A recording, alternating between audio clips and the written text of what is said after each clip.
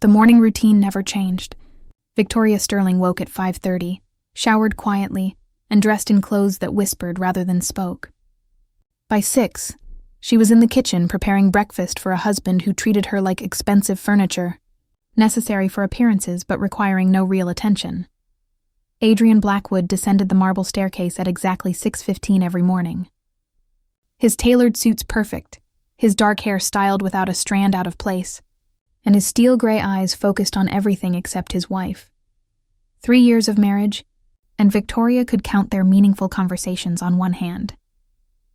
She set his coffee cup down, just as his polished shoes clicked against the kitchen floor. Black coffee, no sugar, no cream.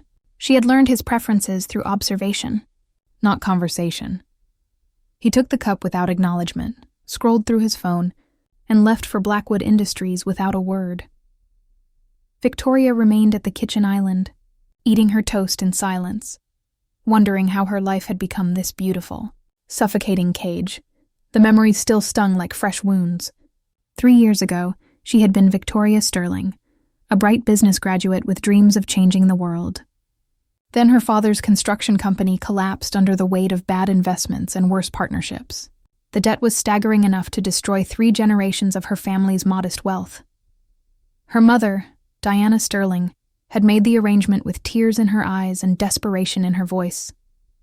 The Blackwood family needed their heir married to someone respectable, quiet, and manageable. Victoria's family needed salvation from financial ruin. It was business, pure and simple.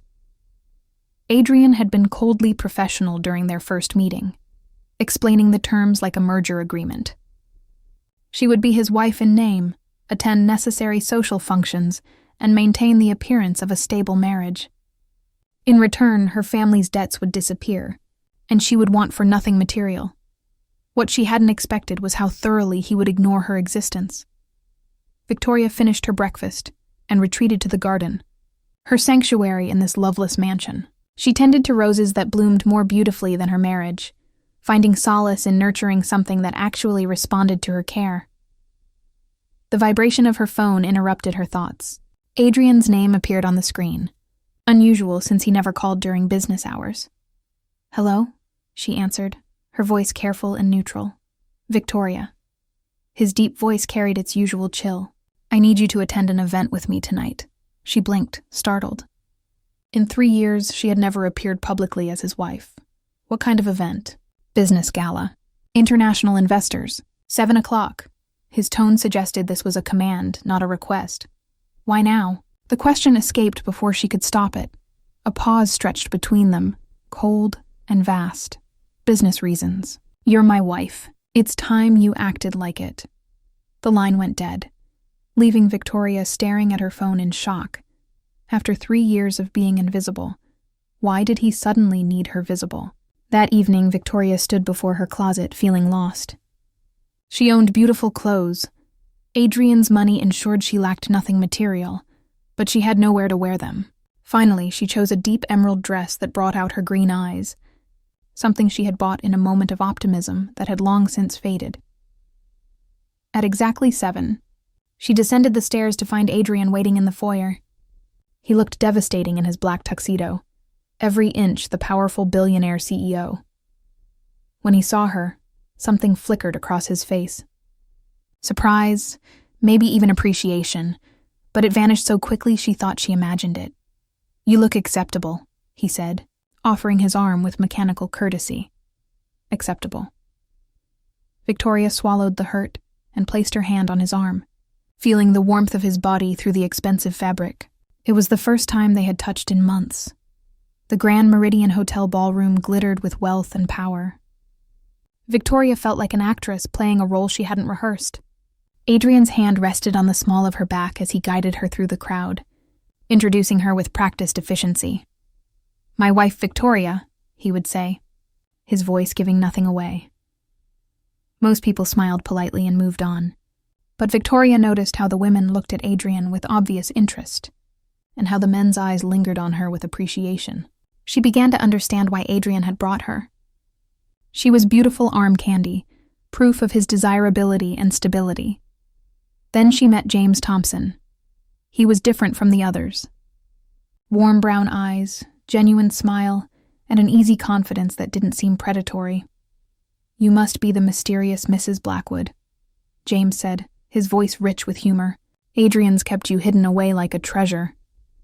"Or a secret," Victoria replied before she could stop herself. James laughed, a real sound in a room full of artificial pleasantries. Adrien's hand tightened on her waist. Possessive and sudden. "Thompson," Adrien said, his voice edged with ice, "I didn't realize you were on the guest list. Last-minute addition. Couldn't miss the chance to finally meet your wife." James's eyes held something Victoria couldn't quite read. "She's even more beautiful than the rumors suggested." "We should circulate," Adrien said, already pulling Victoria away. But as they moved through the crowd, Victoria felt Adrien's grip remain firm on her waist, his body tense beside hers. And when she glanced back, James Thompson was watching them with an expression that made her heart race with something she hadn't felt in 3 years. Curiosity. The ride home was suffocating. Adrien drove in silence, his jaw clenched, knuckles white against the steering wheel. Victoria watched the city lights blur past, feeling the tension radiating from him like heat. "You seem to enjoy Thompson's attention," Adrien said finally, his voice deceptively calm. Victoria turned to him, startled. "I was being polite. Isn't that what you wanted? A wife who knows how to act in public?" "I wanted a wife who remembers she's married." The accusation hung between them, sharp and unexpected. "That's rich," Victoria said, her own anger rising. "You've ignored me for 3 years.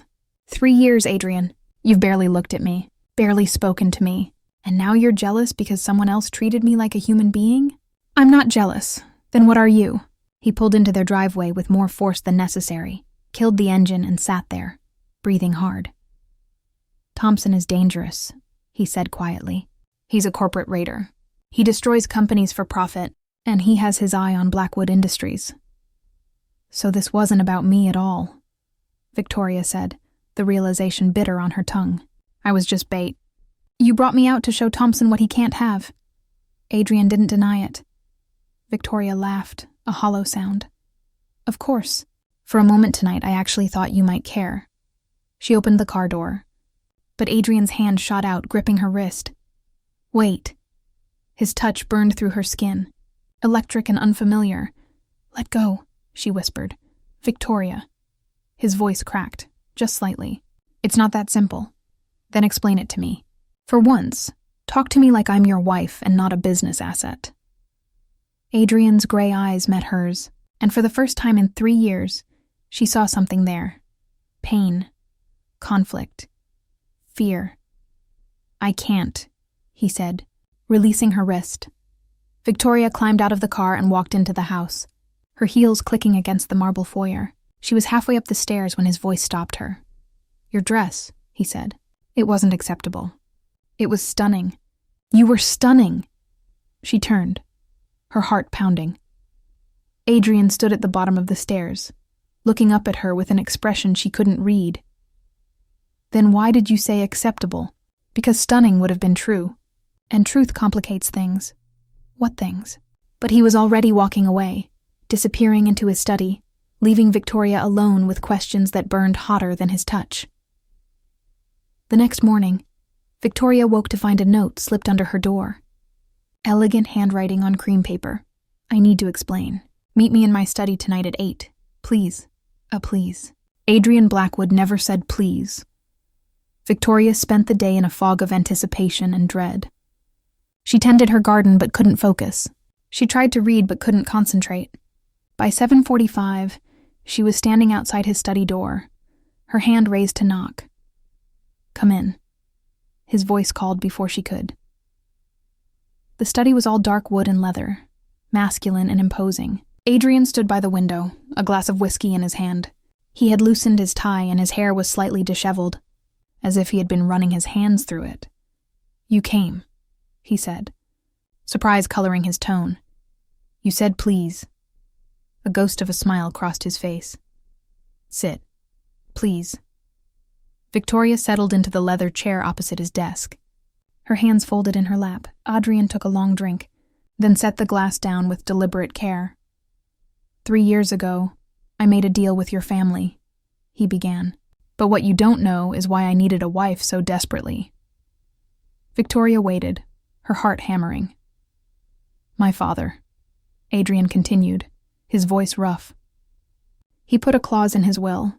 If I wasn't married by 30, control of Blackwood Industries would go to the board. I would lose everything my family built. So you married me to keep your company.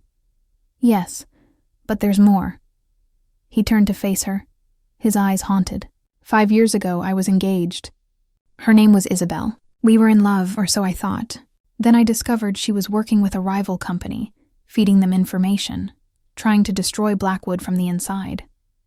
She was using me. Victoria's breath caught. When I confronted her, she laughed. Told me love was for fools, and I was the biggest fool of all. That's when I learned that business and emotion don't mix. That trust is a liability. So you built walls, Victoria said softly. I built a fortress. Adrien's jaw tightened. And then I married you. A woman who needed money, who would honor a contract. Safe. Predictable. No risk of being destroyed again. But I'm not Isabel. I know that now. His voice dropped. Last night, watching Thompson look at you, touch your hand, make you smile, I realized something.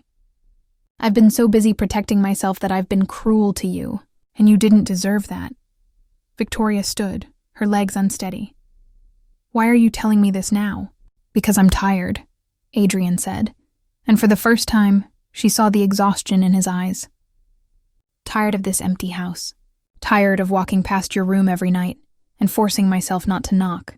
Tired of pretending I don't see how beautiful you are, how kind, how much I've wasted. He stepped closer, and Victoria's breath hitched. 3 years, he whispered. 3 years I've watched you tend those roses, read in the library, eat breakfast alone. 3 years I've memorized the sound of your footsteps, the scent of your perfume, and I've told myself it was better this way, safer. And now, Adrien's hand reached up, fingers ghosting along her cheek.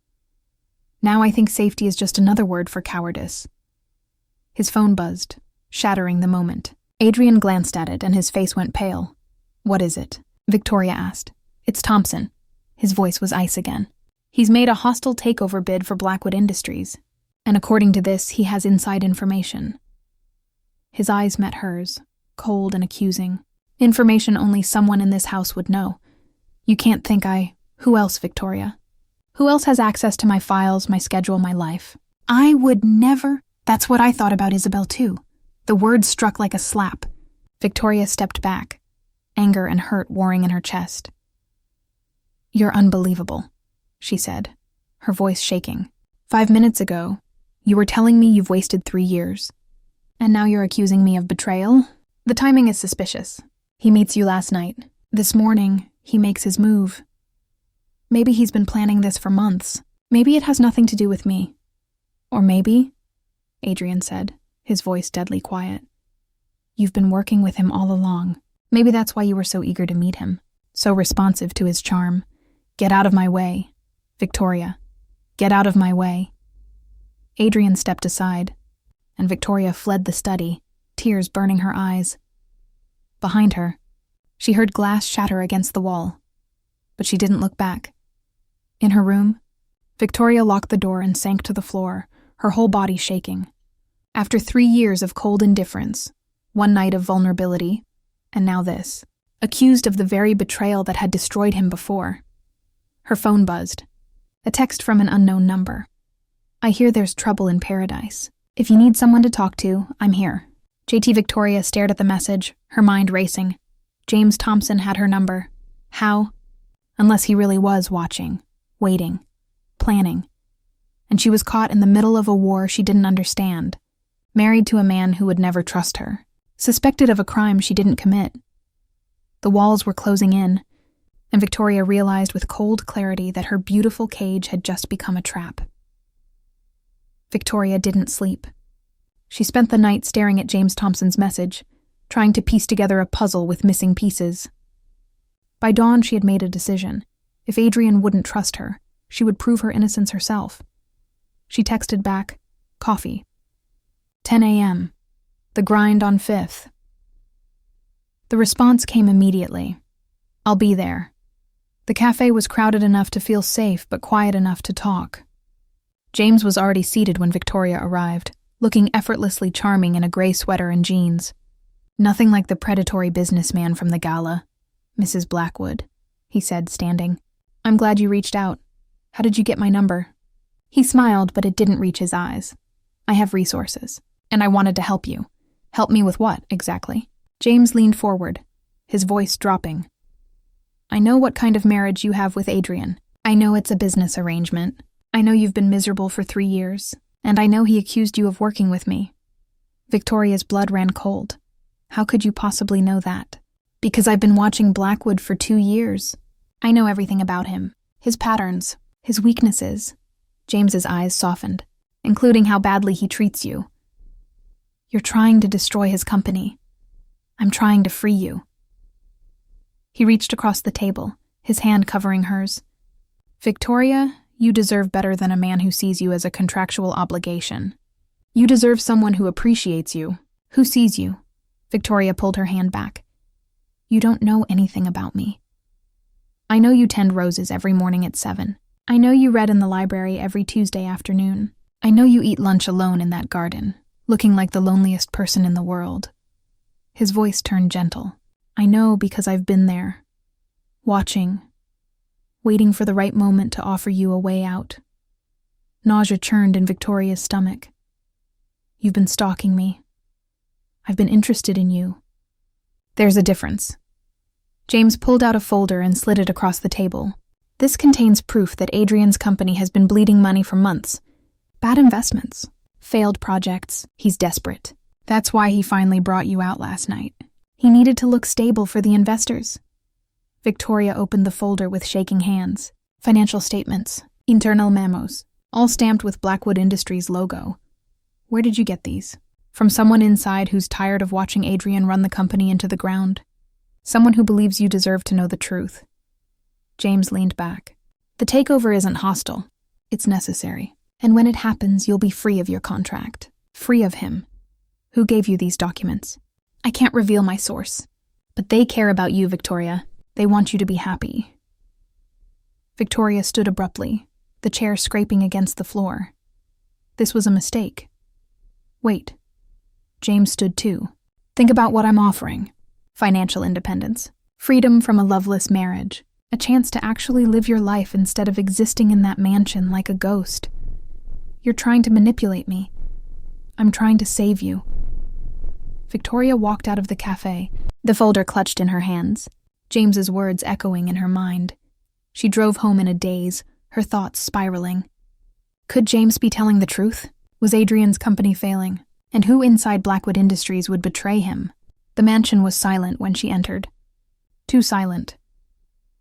She found Adrien in his study, surrounded by papers, his face haggard. He looked like he hadn't slept either. Where were you? He asked without looking up. Out. With Thompson? Victoria threw the folder onto his desk. He gave me these. Claims someone inside your company is feeding him information. Claims you've been lying about how stable Blackwood Industries is. Adrien picked up the folder, his face going ashen as he flipped through the pages. These are real, he whispered. So it's true. You're failing. We've had setbacks, but you're failing, and you used me as a prop to convince investors everything is fine. Victoria's voice shook. You accused me of betrayal when you've been lying to me for 3 years. It's not the same thing, isn't it? She stepped closer. You married me to save your company. You've kept me isolated to maintain control. And when your perfect plan started falling apart, you blamed me. Victoria. Who has access to these documents, Adrien? Who inside your company would do this? He looked away, and Victoria saw the answer in his eyes before he spoke. Marcus. Your brother? Half-brother. My father's son from his first marriage. Adrien's voice was raw. He's been SOO for 5 years. I trusted him. Gave him access to everything. Why would he do this? Because he thinks he should have been CEO. Because he's always resented me for being the legitimate heir. Because he wants what I have. Adrien's hands fisted. Including you. Victoria froze. What? He asked me about you 6 months ago. Wanted to know if our marriage was real. I told him it was none of his business. Adrien finally met her eyes. I think he's been watching you, Victoria, gathering information, waiting for the right moment to use you against me. The memory of someone watching her in the garden flashed through Victoria's mind. The feeling of eyes on her when she read in the library. She had always dismissed it as paranoia. James said his source cares about me, she whispered. Marcus doesn't even know me. That's what makes it worse. Adrien stood moving around the desk. He knows you're my weakness, the one thing I've tried to protect, and he's been working with Thompson to take everything from me, including you. I'm not a thing to be taken. I know that. His voice cracked. God, Victoria, I know that, but I've handled this all wrong. I've hurt you trying to protect you. I've pushed you away trying to keep you safe. And now his phone rang. Adrien glanced at it and his face went white. It's Marcus. Answer it, Victoria said. On speaker. Adrien hit the button. Marcus. Brother. Marcus's voice was smooth, satisfied. I assume Victoria's shown you the documents by now. What do you want? What I've always wanted, Blackwood Industries. And I'm giving you a choice. Sign over controlling interest to me, or I'll release proof of your arranged marriage to the press. Proof that you've been defrauding investors by pretending to have a stable home life. Your reputation will be destroyed. Your company will collapse, and Victoria's family will be buried in legal fees for fraud. Victoria's breath caught. You're bluffing, Adrien said. Am I? Check your email. I've sent you a sample of what I'll release. Photos of your separate bedrooms. Testimony from your household staff about how you've never once shared a meal. Documentation of the original contract between you and Victoria's parents. Marcus paused. Interesting reading, really. Especially the clause about how the arrangement ends if either party commits adultery. And I have such lovely photos of Victoria meeting with James Thompson this morning. Very cozy. Victoria's hands went numb. You've been watching me, she whispered. I've been documenting everything, Marcus replied. And now I have enough to destroy both of you. Unless Adrien does the smart thing and walks away. I'll fight you, Adrien said, his voice deadly. You'll lose. And Victoria will lose everything too. Her family will be exposed. Her reputation ruined. Is your pride worth that?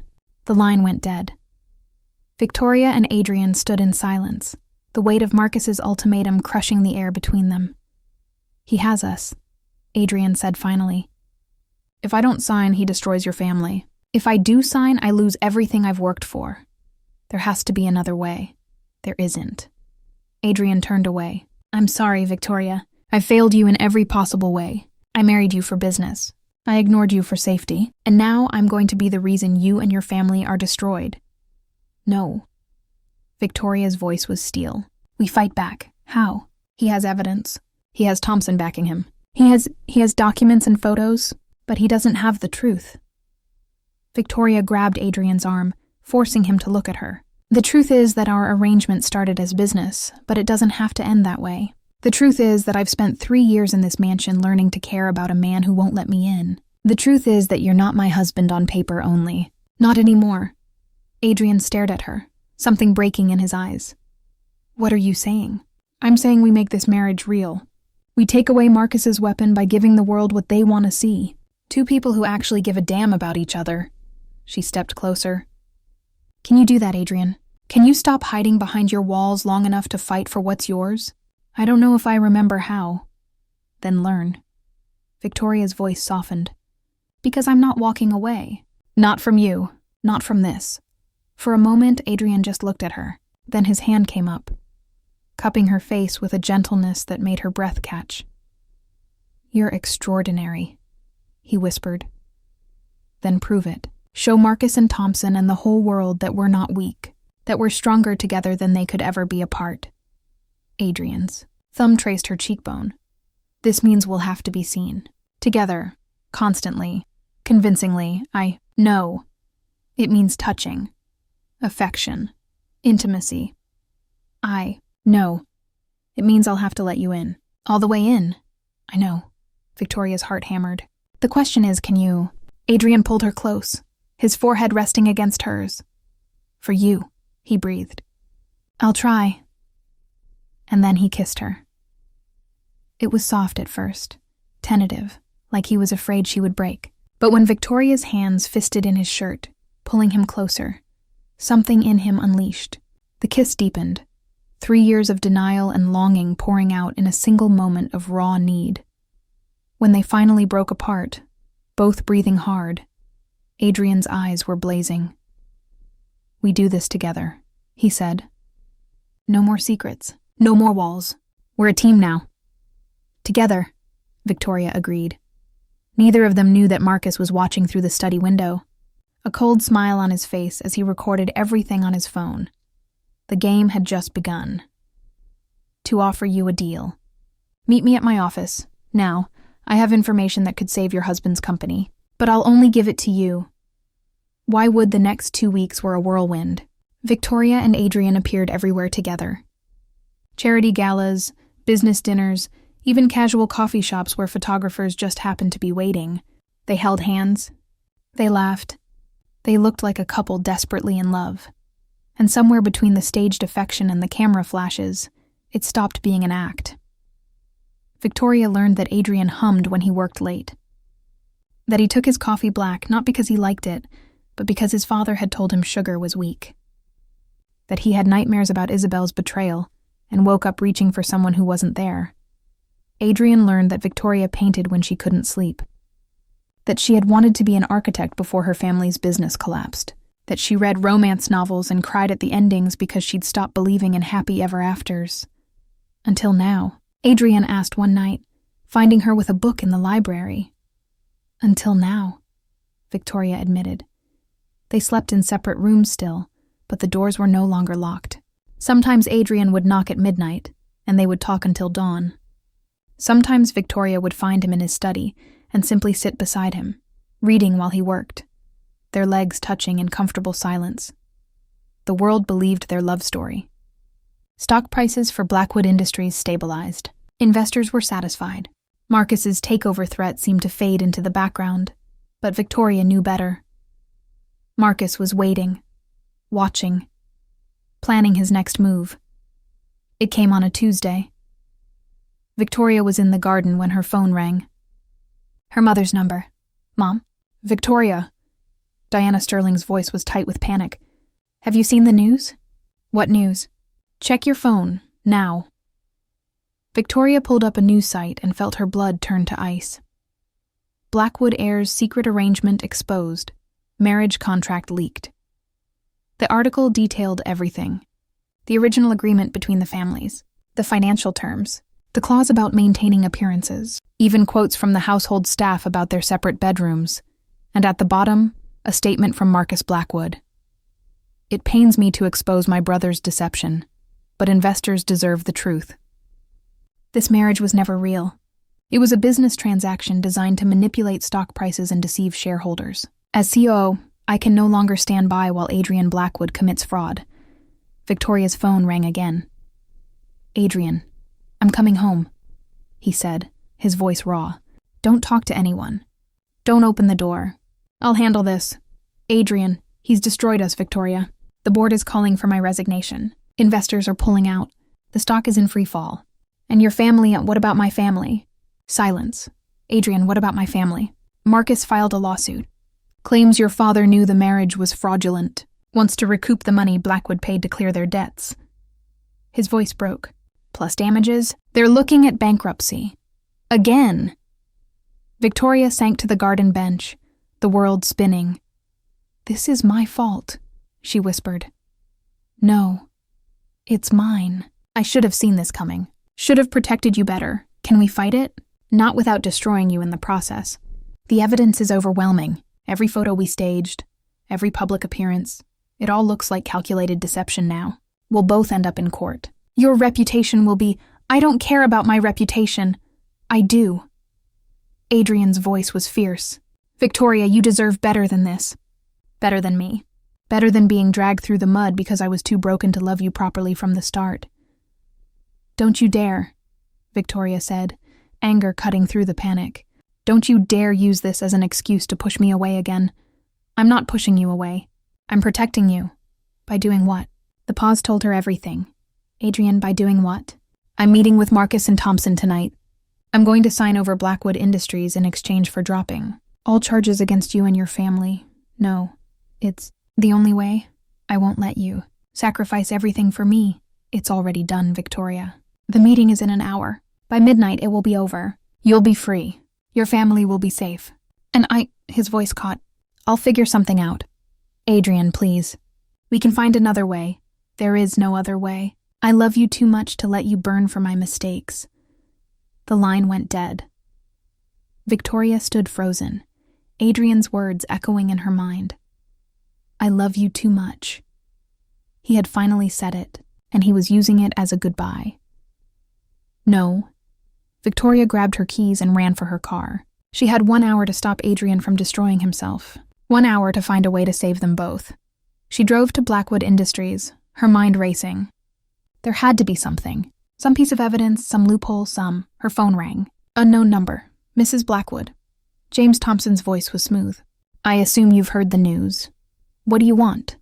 You help us? Because Marcus has outlived his usefulness. And because I've decided you're more valuable to me as an ally than an enemy.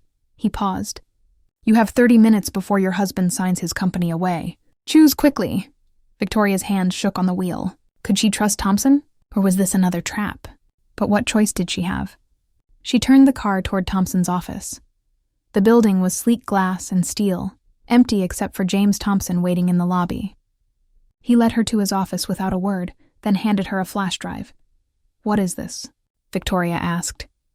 Proof that Marcus has been embezzling from Blackwood Industries for 2 years. Offshore accounts, shell corporations, enough evidence to put him in prison for a decade. James leaned against his desk. I was planning to use it as leverage in the takeover, but I'm giving it to you instead. Why? Because I misjudged you. His expression was unreadable. I thought you were a victim waiting to be rescued, but these past 2 weeks, watching you and Adrien fight back, I realized something. You're not a victim. You're a warrior, and warriors deserve respect, not manipulation. Victoria stared at the flash drive. If I use this, Marcus goes to jail. Yes. And the lawsuit against my family disappears. A man facing embezzlement charges has no credibility. James smiled. Your husband keeps his company. Your family stays safe, and you get the real marriage you've been fighting for. What do you get? The satisfaction of knowing I did one decent thing in my miserable career. He stood. Go. You have 20 minutes. Victoria ran. She burst into the conference room at Blackwood Industries with 5 minutes to spare. Adrien was seated across from Marcus and 3 lawyers, a pen in his hand, the transfer document spread before him. Victoria? Adrien stood, shock and fear warring on his face. What are you doing here? Stop, she gasped, breathless. Don't sign anything. Marcus smiled, cold and triumphant. How touching. The little wife comes to watch her husband's empire crumble. Victoria threw the flash drive onto the table. That contains evidence of your embezzlement.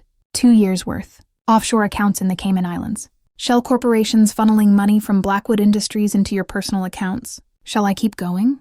Marcus's smile vanished. You're bluffing. Try me. Victoria's voice was steel. Sign away your immunity deal. Agree to drop all charges against my family. And resign from Blackwood Industries effective immediately. Or I take this to the FBI and you spend the next decade in federal prison. The lawyers began whispering urgently. One of them pulled out a laptop and inserted the flash drive. His face went pale. Mr. Blackwood, the lawyer said to Marcus. I strongly advise— Shut up, Marcus snarled. But his hands were shaking.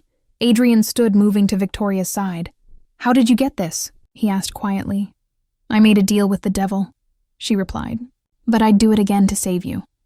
Marcus stood abruptly, his chair slamming back. You've made a powerful enemy, he said, his voice venomous. No, Adrien replied, his arm sliding around Victoria's waist. We've made a powerful team, and you're finished. Marcus stormed out, his lawyers scrambling after him. When the room cleared, Adrien turned to Victoria, his hands framing her face. You saved me, he whispered. We saved each other, she corrected. That's what real partners do. I told you I loved you on the phone. I know. I meant it. I know that too. Victoria smiled through tears. I love you too, Adrien. I think I have for a while. I was just too afraid to admit it. He kissed her then, deep and desperate and real. Not for cameras, not for show, just for them. When they broke apart, Adrien rested his forehead against hers. I'm going to spend the rest of my life making up for those 3 wasted years, he promised. Good, Victoria said, because I'm going to hold you to that. They left Blackwood Industries hand in hand, ready to face whatever came next. Together. 6 months later. Victoria woke to sunlight streaming through gauzy curtains and the warmth of Adrien's body pressed against hers. His arm was draped over her waist, his breath soft against her neck. She smiled, turning in his embrace to find him already awake, watching her with those steel-gray eyes that had once been so cold. Now they were warm. Home. Good morning, Mrs. Blackwood, he murmured, pressing a kiss to her forehead. Good morning, Mr. Blackwood. I was thinking, Adrien said, his fingers tracing lazy patterns on her back. We should renew our vows. Victoria pulled back to look at him. Why? Because the first time, we stood in front of a judge and signed papers with lawyers present. No family, no friends. Just a transaction. His voice softened. I want to marry you again. The right way. With your parents there. With flowers and music and a dress you actually choose. I want to stand in front of everyone we love and promise to spend my life making you happy. Tears pricked Victoria's eyes. When? Whenever you want. Tomorrow. Next year. I'll wait forever if that's what you need. How about spring? Victoria suggested. In the garden, where I spent 3 years tending roses and dreaming of a different life. Perfect. Adrien kissed her, slow and deep. Absolutely perfect. They had breakfast together, as they did every morning now. Adrien made the coffee while Victoria prepared toast and eggs, moving around each other with the ease of people who had learned each other's rhythms. The house that had once felt like a mausoleum now felt like a home. Marcus had been arrested 3 weeks after Victoria exposed his embezzlement. He was currently awaiting trial, his lawyers frantically trying to negotiate a plea deal. James Thompson had withdrawn his takeover bid and disappeared, leaving only a note for Victoria.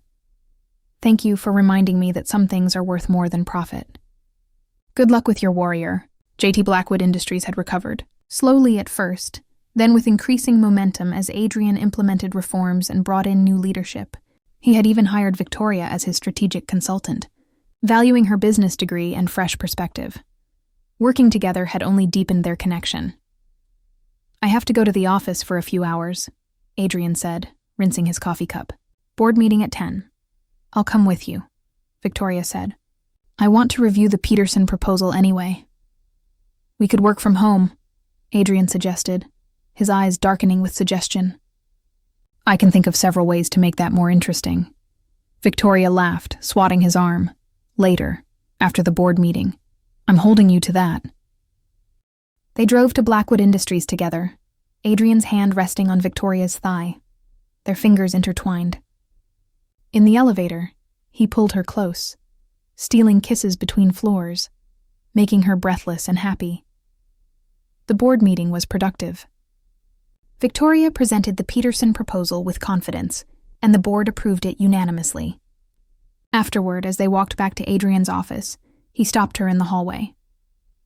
I'm proud of you, he said simply. Not just for the proposal, for everything, for fighting for us, for believing in me when I didn't believe in myself, for turning our arranged marriage into something real. It was always real, Victoria replied. We just had to figure out what real meant for us. Back in his office, Adrien closed the door and pulled Victoria onto his lap in the leather chair. Remember the first time we were in this room together? He asked. When I told you about Isabel? I remember you had walls so thick I thought I'd never break through. You didn't break through them, Adrien corrected, his lips brushing her jaw. You climbed over them, around them, through them. You were relentless. I was in love, Victoria said softly, even if I didn't know it yet. When did you know? Victoria thought back, remembering the moments that had slowly transformed her heart.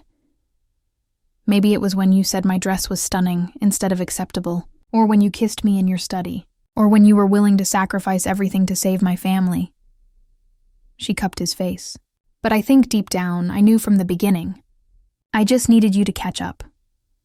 Adrien laughed, a real sound that still surprised her with its warmth.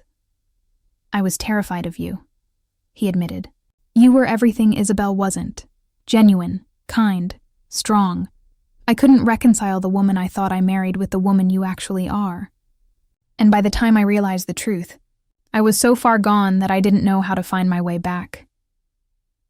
"Good thing I came looking for you," Victoria teased. "Good thing you never gave up on me." They stayed like that for a long moment, wrapped in each other, grateful for second chances and hard-won love. That evening, they returned home to find a package waiting on the doorstep. No return address, just Victoria's name in elegant script. Inside was a single photograph. It was from their first morning together as a married couple, 3 years ago. Victoria was sitting alone at the kitchen island, eating toast, her face a portrait of loneliness. The photographer had caught her in profile, sunlight highlighting the sadness in her eyes. On the back, a note in Marcus's handwriting, a reminder of where you started. "Don't forget how easily everything can fall apart." And Victoria's hands shook. Adrien took the photo from her, his jaw tight. "He's trying to scare us," Adrien said. "From prison. He wants us to think he still has power. Does he? No." Adrien tore the photo in half, then in half again, dropping the pieces into the trash. "He has nothing. We have everything, and no photograph of the past can change the present we've built." Victoria nodded, but the image lingered in her mind. That lonely woman at the kitchen island seemed like a stranger now, someone she used to be in another lifetime. "Come on," Adrien said, taking her hand. "I want to show you something." He led her to the garden, where the roses were in full bloom. And there, among the flowers, was something new. A bench with a plaque that read, "For Victoria, who taught me that love is worth the risk." "You built this?" Victoria asked, tears streaming down her face. "I wanted you to have a place that's completely yours, where you can remember that even in the darkest times, beautiful things can grow." Adrien pulled her close. "You're the most beautiful thing that ever grew in my life, Victoria, and I will spend every day grateful that you chose to stay." Victoria kissed him, pouring 3 years of pain and 6 months of healing and a lifetime of hope into that single moment. When they pulled apart, both breathing hard, Adrien smiled. "Ready to go inside?" he asked. "I believe I made you a promise earlier about making work from home more interesting." Victoria laughed, taking his hand. "Lead the way, Mr. Blackwood." They walked back to the house together, leaving the torn photograph and the ghost of their arranged marriage behind them. Ahead lay spring vow renewals and shared breakfasts, and a love that had been forged in coldness, but tempered into something unbreakable. Sometimes the best love stories aren't the ones that start with passion. Sometimes they're the ones that begin with contract and obligation, and 2 broken people learning to trust again. Sometimes the arranged marriage becomes the real one. And sometimes the walls we build to protect ourselves become the foundations of something stronger. Victoria and Adrien Blackwood had learned that lesson the hard way. But standing in their garden, surrounded by roses and second chances, they knew it was worth every painful step. Because real love isn't found. It's built. One day, one touch, one vulnerable moment at a time, and they were just getting started. The end.